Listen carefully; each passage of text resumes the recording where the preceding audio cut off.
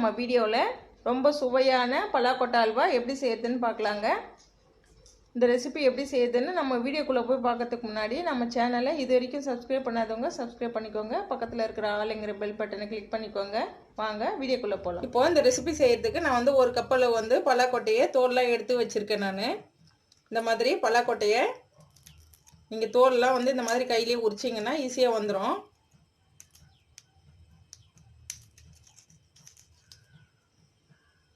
இந்த மாதிரி தோல் எடுத்து ஒரு கப்பில் எடுத்து வச்சுருக்கேன். நான் கொஞ்சமாக முந்திரியை பொடியாக கட் பண்ணி எடுத்து வச்சுருக்கேன். கொஞ்சம் ஏலக்காய் தூள், ஒரு 1/4 கப்பில் நெய் எடுத்திருக்கேன். ஒரு 3/4 கப்பில் நாட்டு சர்க்கரை எடுத்திருக்கேன். நீங்கள் நாட்டு சர்க்கரைக்கு பதில் மண்டை வெல்லம் கூட எடுத்துக்கலாம். இப்போ இது எப்படி செய்யறதுன்னு பார்க்கலாம். இப்போது ஒரு குக்கர் எடுத்திருக்கேன். அந்த குக்கரில் நம்ம தோல் எடுத்து வச்சுருக்கிற பலாக்கொட்டையை சேர்த்துக்கலாம்.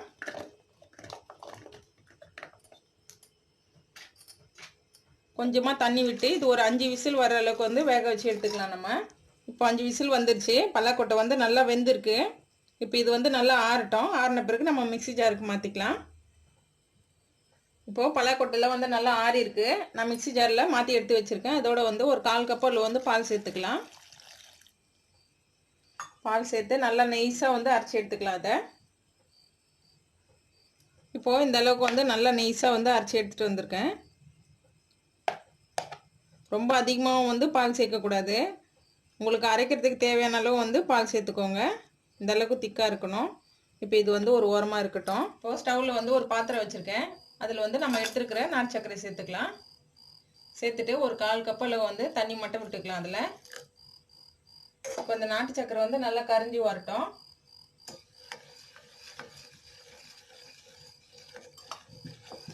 இப்போது நாட்டு சர்க்கரையெல்லாம் நல்லா கரைஞ்சி வந்துடுச்சு. இப்போ இது ஆஃப் பண்ணிடலாம். ஆஃப் பண்ணிவிட்டு நல்லா ஆற வச்சு ஃபில்டர் பண்ணிக்கலாம்.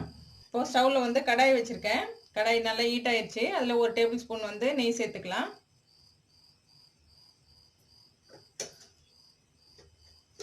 நெய் நல்லா ஹீட் ஆனதுமே நம்ம உடைச்சி வச்சுருக்கிற முந்திரி அதில் சேர்த்துக்கலாம்.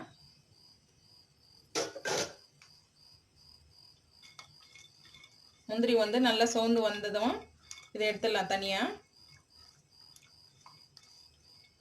இப்போது முந்திரி இந்த மாதிரி நல்லா சவுக்க வறுத்து எடுத்து வச்சுருக்கேன். நான் இப்போ அதே கடாயில் நம்ம அரைச்சி வச்சுருக்கிற பேஸ்ட்டு சேர்த்துக்கலாம். இப்போது இந்த நெய்யோடய நல்லா எல்லாம் கலந்து வந்த பிறகு இப்போ நம்ம கரைச்சி வச்சுருக்கிற வெல்லத்தை சேர்த்துக்கலாம். வடிகட்டி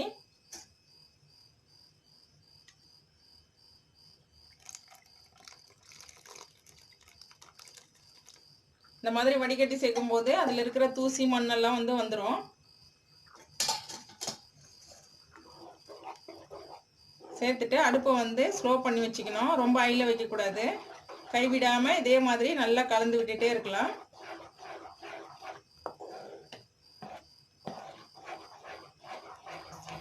இப்போது இந்த ஸ்டேஜில் நம்ம கொஞ்சமாக நெய் சேர்த்துக்கலாம்.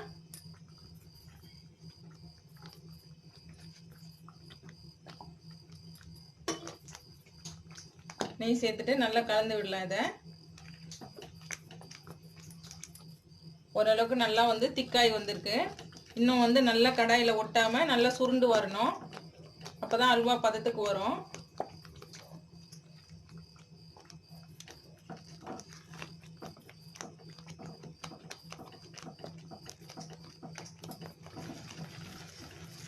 இப்போது இந்த அளவுக்கு நல்லா சுருண்டு வந்திருக்கு. இப்போ இந்த ஸ்டேஜில் நம்ம வாசனைக்காக ஏலக்காய் தூள் சேர்த்துக்கலாம்.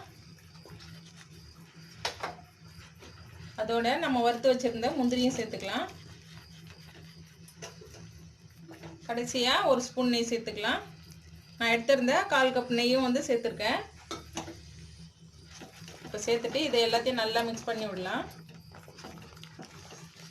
இப்போ பார்த்தீங்கன்னா உங்களுக்கே நல்லா தெரியும். நல்லா சுருண்டு வருது பாருங்கள், கடாயில் ஒட்டாமல்.